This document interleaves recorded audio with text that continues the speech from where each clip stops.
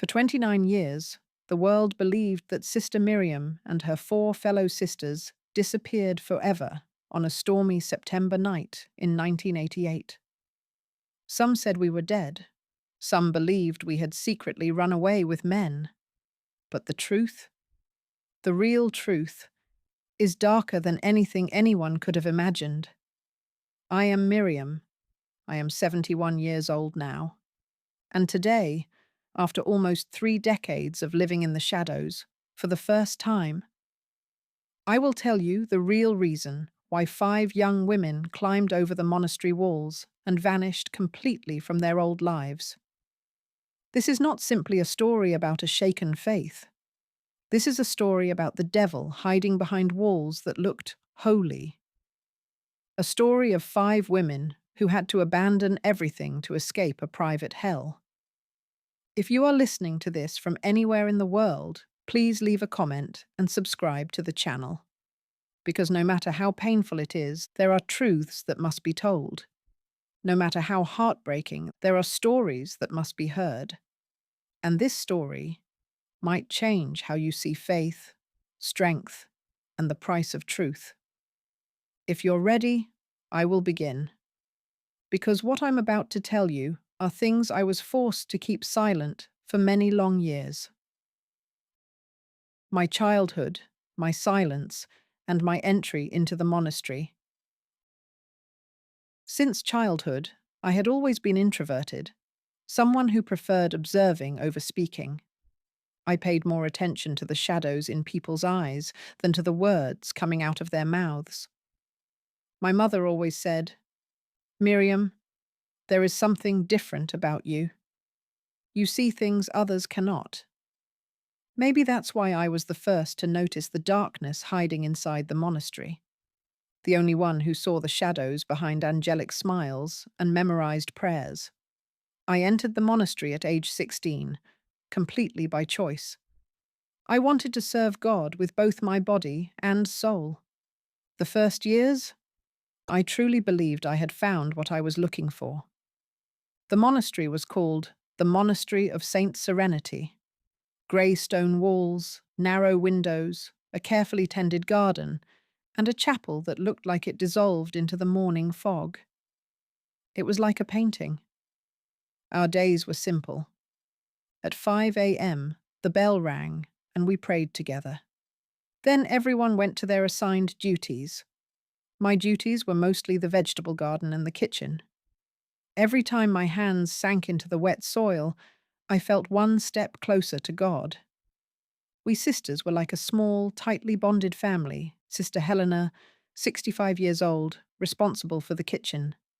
Her bread, crispy on the outside, soft as cotton on the inside. She always said, "Feed the body first, so the soul has the strength to breathe." Sister Althea, the intellect of our group. She could read for hours in the library without looking up, reciting scripture effortlessly. "Knowledge is another form of prayer," she would say. Sister Maren, always smiling, loved by children, the joy of the monastery. "A sad saint is not a good saint," she'd laugh. Sister Lena, the youngest, only 19, and in the monastery for just 6 months. Quiet, shy, fragile. When we worked in the garden, silence spoke louder than any words between us. And then there was Mother Superior Verena, strict yet soft-hearted. She often said, "Love without discipline becomes weakness. Discipline without love becomes cruelty." Our lives were devoted to service and prayer. To outsiders, the monastery was a symbol of peace and goodness. And then, the shadow entered. The arrival of Father Silas, a wolf in sheep's clothing. Our longtime spiritual guide, Father Lucas, was reassigned. We were saddened, but accepted it as God's will. Soon after, a new priest was sent to replace him, Father Silas.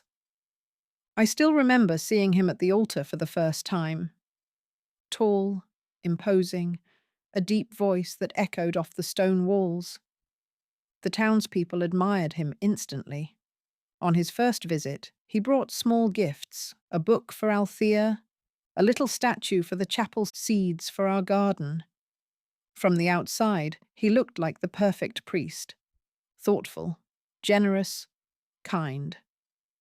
But the first crack appeared during my very first confession with him. The first discomfort in the confessional. The questions he asked were nothing like I had ever heard. He asked unnecessary details, digging into my past, questioning how sinful I truly was, pushing into private thoughts with a tone. That felt more like pleasure than guidance. His gaze lingered too long. His hand on my shoulder stayed longer than appropriate. I said nothing at first. I thought maybe I was imagining it. But over time I realized I wasn't, because Lena began avoiding him too. The atmosphere in the monastery subtly changed. Laughter vanished. Silence thickened. Then Mother Verena fell ill with severe pneumonia. She was bedridden for weeks. Without her presence, the monastery lost its protection, and the shadow I felt became undeniable darkness. The first crack, the desperation in Lena's eyes. Silas started coming more often, for spiritual support, he claimed. One day, while searching for a book in the library, I witnessed something that still haunts me. Between the shelves, Silas had Lena pinned against the wall. His hand gripped her wrist so tightly. Her face was flushed with pain and shame. Something inside me broke. That night, I barely slept. Is this truly happening? Can this happen in God's house? Can a priest be like this? Deep down, I already knew the answer. Later, in the garden, Lena dropped a tool. Her hands were shaking violently. I whispered, "Lena, what did he do to you?" Tears streamed down her face. "No one will believe me, Miriam. He is a man of God, and who am I?" In that moment, my anger wasn't just toward Silas. It was toward the entire system protecting him. Seeking help, Althea and the Mother Superior. I told Althea everything. She didn't react at first. Her silence lasted days. Then she finally whispered a single word. Evidence. That's when I realized. Being angry was not enough. If we were going to speak, we needed proof. So I went to Mother Verena. I gathered all my courage and said, "Mother, I have something serious to tell you." "Lena? Father Silas?" She cut me off. "If such ugly thoughts come to your mind about a priest, then you are the one who needs confession.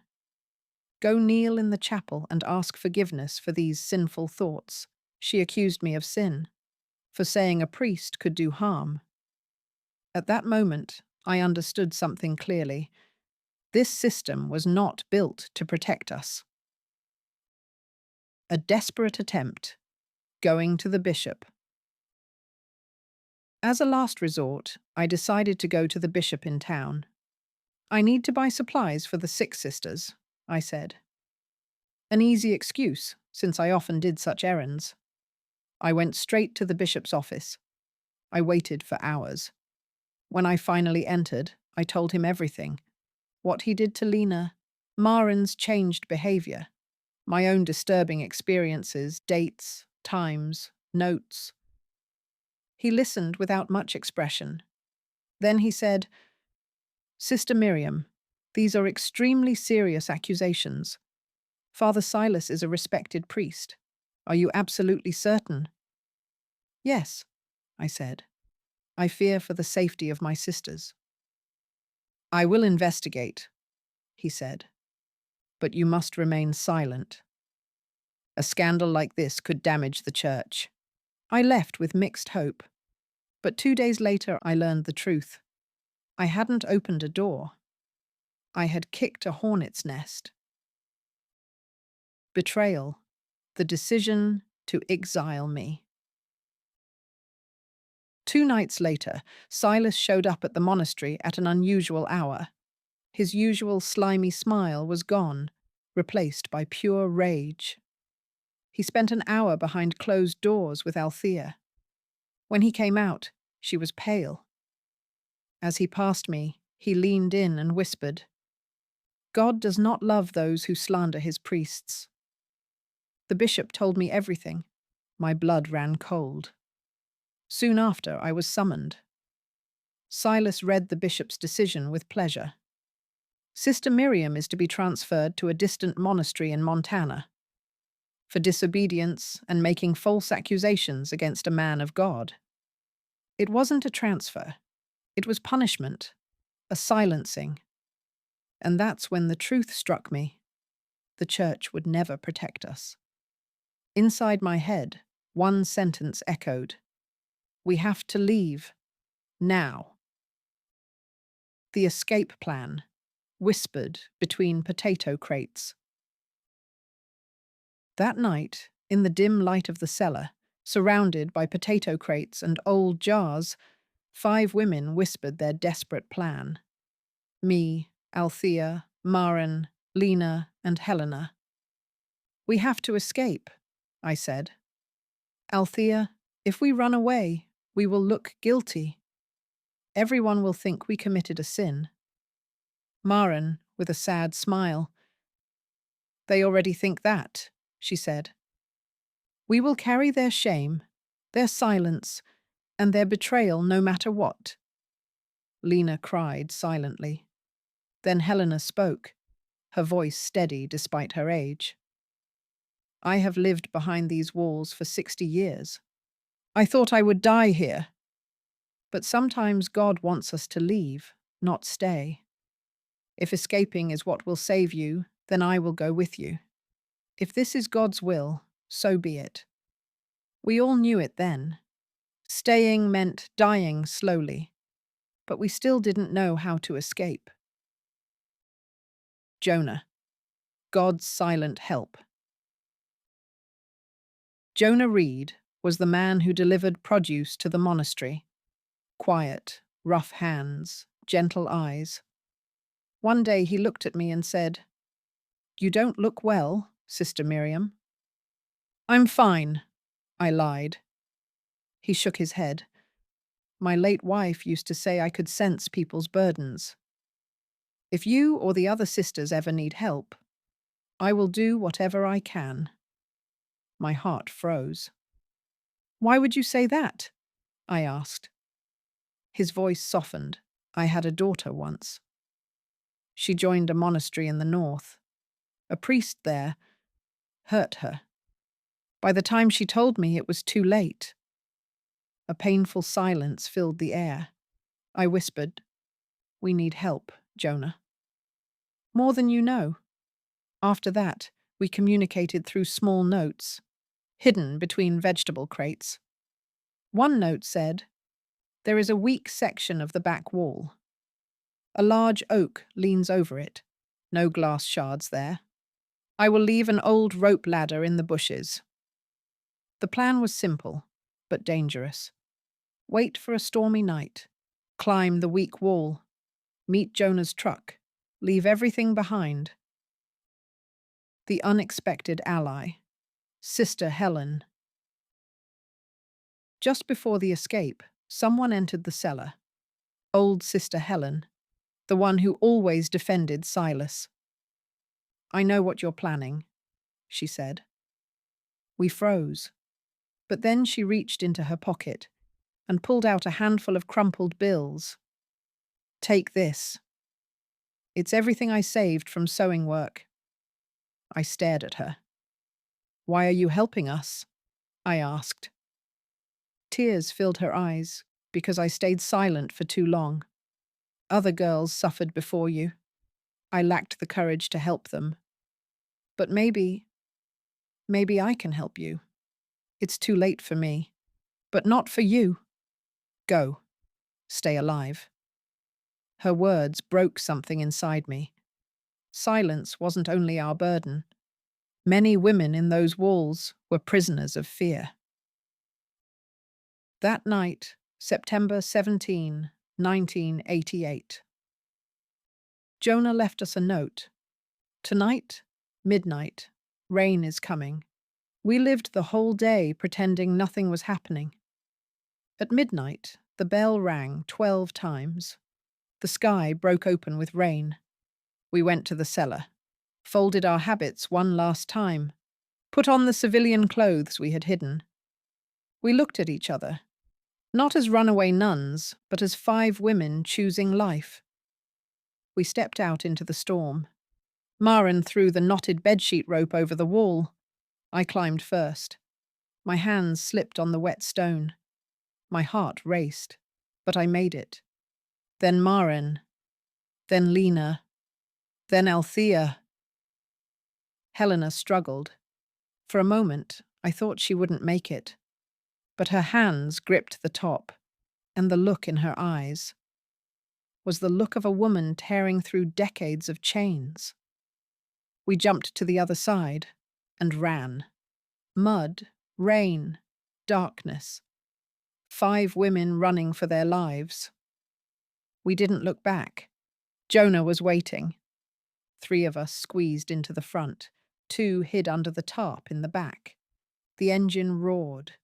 The monastery, our old life, slowly disappeared behind us. We didn't know it then, but our disappearance would become a legend. People would invent stories about us, and we would spend 29 years living in the shadows. All we knew was, if we stayed, our souls would die, and God didn't want us to die. He wanted us to leave. If you want part 2, write "Bring Part 2" in the comments.